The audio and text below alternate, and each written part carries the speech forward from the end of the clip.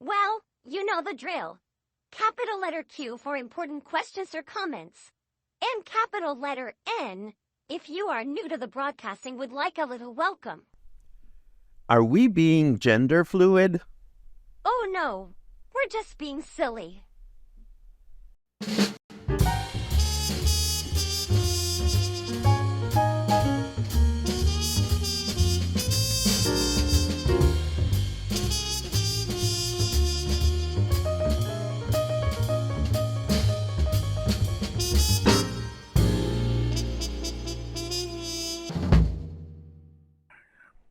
Good morning, everyone. Welcome back to Coffee and Headlines. Paco, stop playing with the things on the desk. We are live now, and we are here, as always, to connect with each other and to connect with great news from our city, state, and country, to connect with the questions you may want answers for, some of which we can answer and some of which we can try, but we always try not to make things up. I hope everybody's doing great on this Tuesday. It is June 25th, and I woke up and it was raining. It was drizzling, and it is still drizzling, and we are now in that kind of a groove in which it drizzles in the morning and then it drizzles in the afternoon. Sounds familiar? Well, it's Puerto Vallarta's rain season, which has actually started, and we have some related news to share. So might as well get started with that. Yes, why not? This, oh, wait a second. That doesn't look right. That looks right, but not yet. That looks right. There you go. So the city's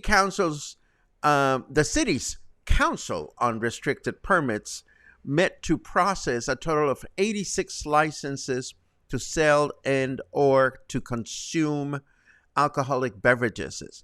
32 of these requests had to do with address changes or other modifications, while 54 of these license requests were approved for new businesses in town. It is worth remembering that you cannot just open a bar or a restaurant where you can expect or you'd like to expect to sell liquor licenses. These licenses are highly coveted, and while they can be resold from owner to owner, the city restricts the number of new licenses approved every year, and now it seems there are enough inhabitants in the city to justify opening 54 either new liquor stores or restaurants or bars. What can you do? I say, go drink to that.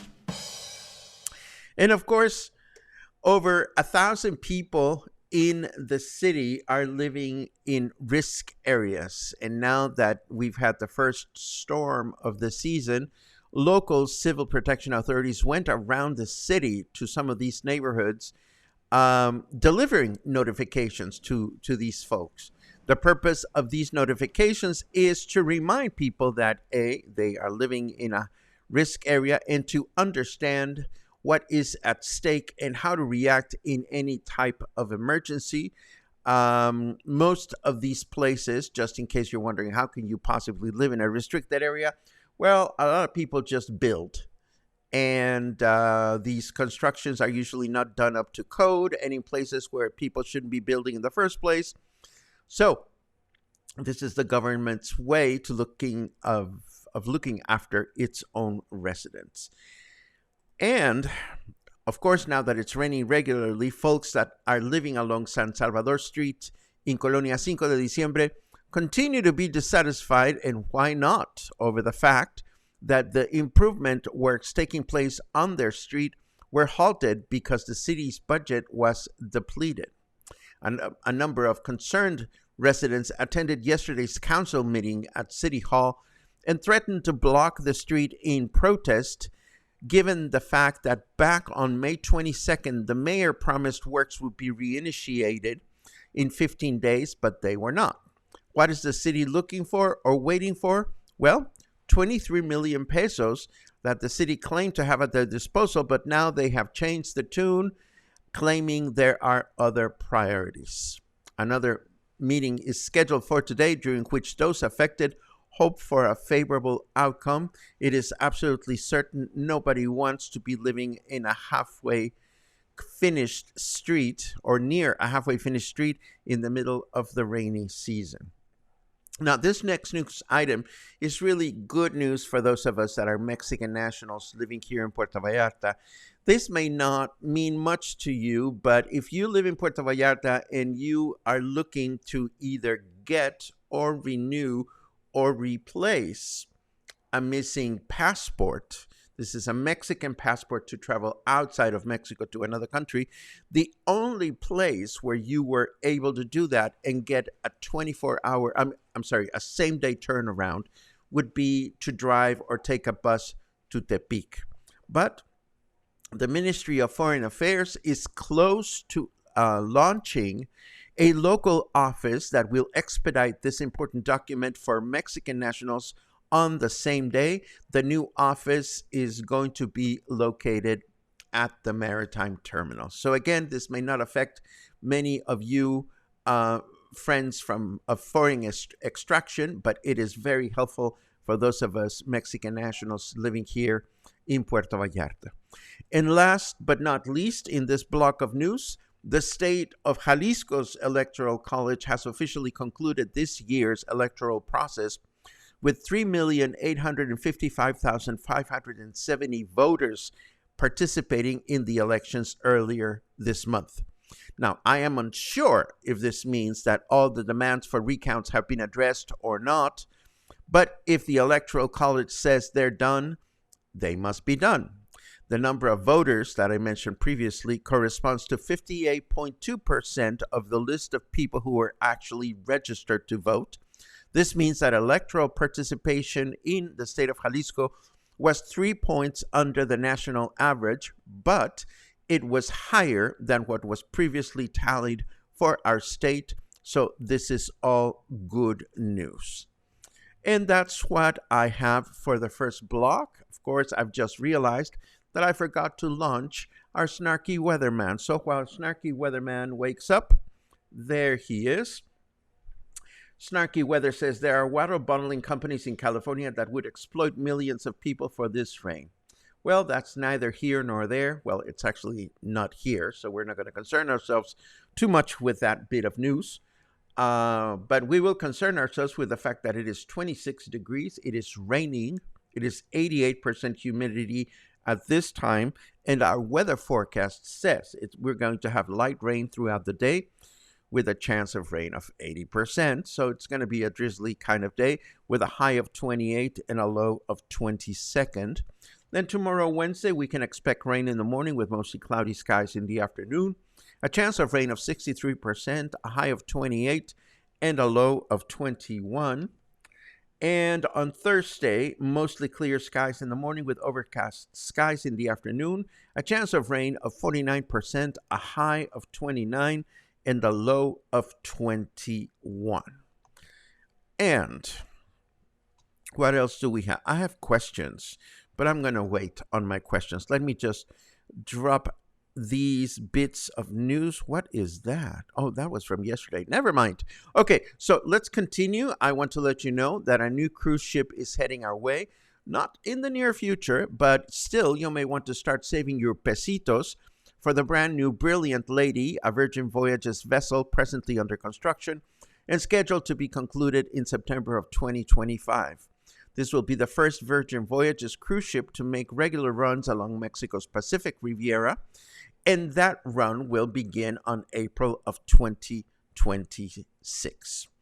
I also want to let you know that Tuna Azul in Versalles closed its doors for a few weeks to work on some improvements, and now the popular seafood restaurant has reopened with a brand new air-conditioned area in the back, and just in time for the summer season. I had dinner there with friends last night and enjoyed a tasty marlin burrito and a very habit-forming guava margarita. It wasn't all that expensive.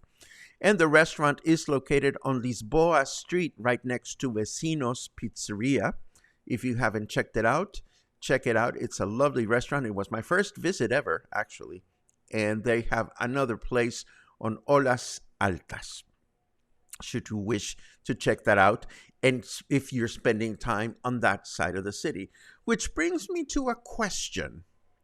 Okay, so once upon a time, Puerto Vallarta was a small city, and then it became a larger city. But when it was a smaller city, for better or worse, most of the English-speaking population was concentrated primarily in Colonia Emiliano Zapata and points south, some people living in El Centro.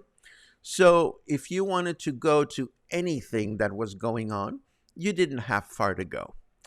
And while that continues to be the place to a certain extent, a lot of the English-speaking population continues to be focused in Emiliano Zapata and adjoining communities. This has changed. Now there are great restaurants and shops and places to live, quality of life, and who knows, maybe even live music venues opening elsewhere. And of course, we have the folks living in Marina Vallarta who have always had kind of like their own little mini enclave.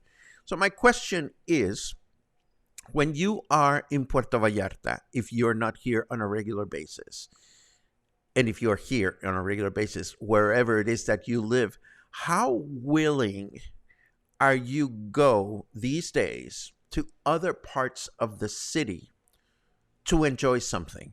Or how eager are you to turn an invitation or a proposal to go elsewhere down simply because it is not in your neck of the woods? This is just a general question that I'm curious about. I will be the first to admit I find myself so comfy in my neighborhood that I become increasingly reluctant to go very far. And I don't think that's necessarily good, because when we become too comfortable in our own little surroundings, we might be missing out on other parts of the city. So I have that question for you in case you want to share your comments. I'm going to be very curious about them. I also, that is from yesterday, I want to remind you, this is important. Tomorrow, we're going to have the spotlight, and we will have someone from the International Friendship Club, talking to us about their cleft palate clinic, which will be very interesting to hear about because they're looking for donations at present time. I also want to announce that the Joint Boutique Hotel and Cowork has published a new event. This is the Queen's Bazaar, which will take place on July 6th from 2 to 6 p.m. The event will feature handmade crafts, clothing, jewelry, art, food, products, and more, all created or offered by women-owned businesses. This sounds like a lot of fun. And you see my little arrow wiggling on the screen? That is my music appreciation classroom back there. So if you're going to attend this event, maybe you would like to take the opportunity and stop by the front desk and get a ticket for Mambo Madness, which will happen just a few days later. It'll happen actually a week from this Thursday. This is my salute to this very fun, contagious rhythm that started in Cuba and quickly moved through South America, Mexico, and then up towards the United States, where it gained international recognition. Now, that's all I have, but I do have a question to answer. I might as well get this done.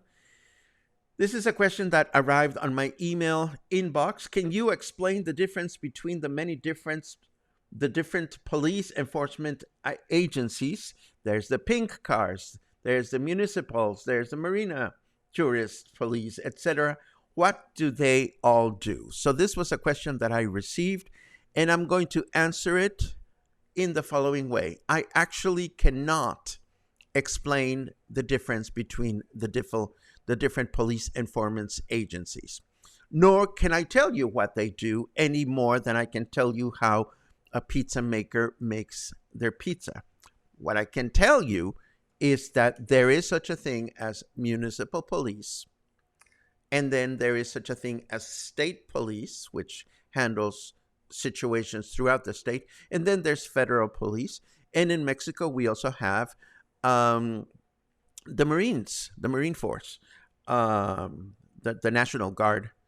And I don't know what color their vehicles are. I can tell you that they all have a common goal, which is to protect and enforce our laws. As an addition to that, places like Marina Vallarta, which is its own community, or places like Fluvial, or places like Conchas Chinas or Olas Altas, or any neighborhood really can also hire their own private security. And I'm sure that this is the case in Marina Vallarta. But can I tell you exactly what they do? Not really. And I cannot really tell you about their differences or their jurisdictions. But so I'm sorry to not give you a more accurate answer. That's really out of my league. I am sure that City Hall could provide you with an answer to that very important question. But again, it's not my police force, so there's only so much we can do with these types of general questions. And now that we're done with that, let's take a quick look at your comments to see who is here and what you're up to. I see good mornings from different places, and that's always good to read. And moving right along. Let's see.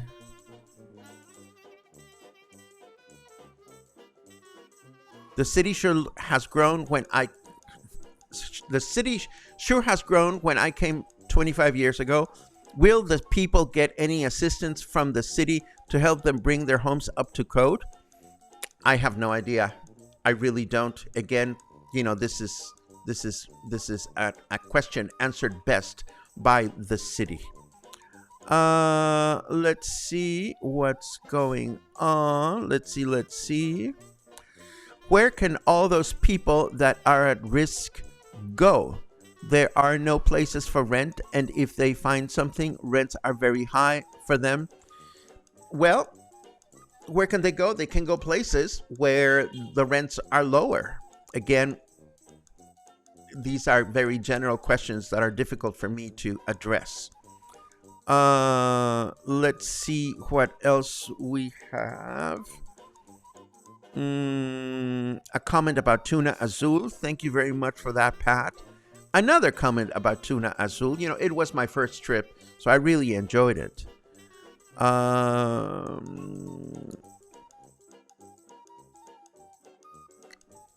Laura says we try to go all over to explore.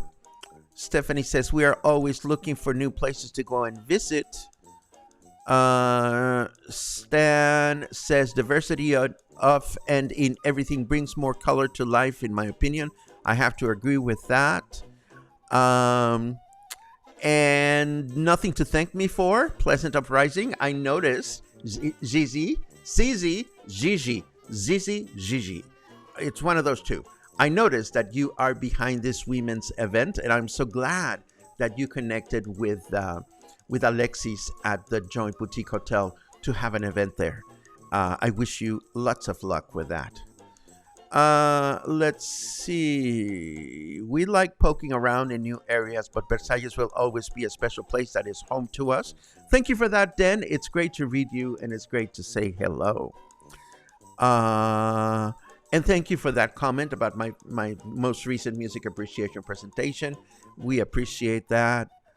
Um, we are definitely comfy in our hood. When we first moved, we were much more apt to go out to the other side of the city more often. See, that's interesting for me to read, Brian, because I think we all get comfortable in our own neck of the woods. So when these businesses start venturing to offer very specific things in other neighborhoods, I sure hope, and I'm not talking about any business in particular, but if I have, like, let's say, for example, if I was an art gallery, we have come to expect art galleries in El Centro. We've come to expect art galleries in Emiliano Zapata. If I was an amazing art gallery and I opened or chose to open, say, in Versalles, I would be wondering, well, are people going to come to my art gallery from other parts of the city or not? And those are the things that I'm just wondering about.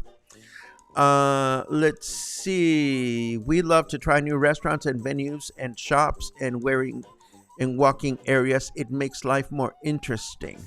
See, that's fascinating because I see that a lot of you who I happen to know as not English speaking locals are more willing to venture places, or it seems that you are, than those of us that live here year round. I could be wrong on that assumption, but I think it's interesting to read you.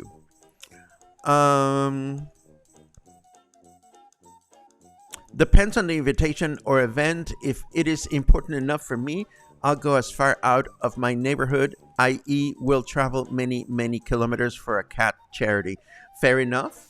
But what about theater plays? You know, I find it interesting.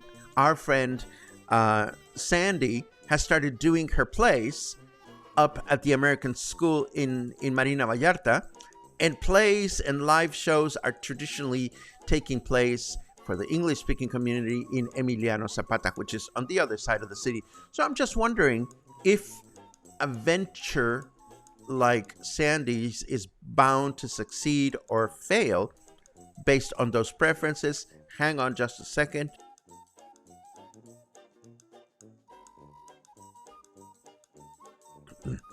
Oh, that was good. Let's see what else we have. Chris says we have been venturing out more now than in years before. We've been going to your neighborhood to go to the many fine restaurants. It's a hike from Mismaloya, but we have enjoyed it. Good for you. Thank you for that. The different places in Puerto Vallarta are the attraction for me. When I am there, I go to a lot of places. Good for you. Betsy Ann says, I'm happiest hanging in Emiliano Zapata, mostly because I can walk everywhere. However, I like to expand my social venues given transportation. There you go. This brings up another interesting point. I don't venture far if I am by myself, which I think is the case of many places. I don't like to go places by myself anymore. I mean, if I'm going to go with a buddy or friends, that makes a big difference. Let's see what else. Oh, speak of the devil, there she is. Any lady entrepreneurs in Puerto Vallarta interested in vending at Queen's Bazaar, please message me. There you have it. I'm not biologically equipped to sell, but if you are and have something to sell and you are a lady and you would like to sell something at this bazaar, please sign up. Let's see what else. Den adds, because we are here for 7 months, we tend to put off going places, and then a month before we leave, we go, oh shit, we need to go there, or we need to go here before we head back up north. See, I think it's interesting and challenging for new businesses to plan around all these different mindsets. But your feedback is completely interesting to me. And my only wish is that whenever anybody is thinking of starting a new business, or anybody is thinking of opening a business in another location than they are used to, that some market research is handled. You know, nobody wants a business to fail, and but nobody wants businesses to get started just for the sake of it. I mean, that can't be good. But what do I know? All I have to do is take care of my own business, which is taking care of you and taking care of Luna. So this is how we end today's presentation.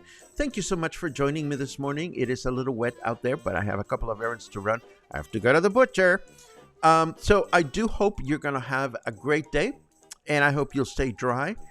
And I hope to see you sometime in the near future. As always, if you have anything to share, any important news, you know where to find me, and you know what we do. So have a great day.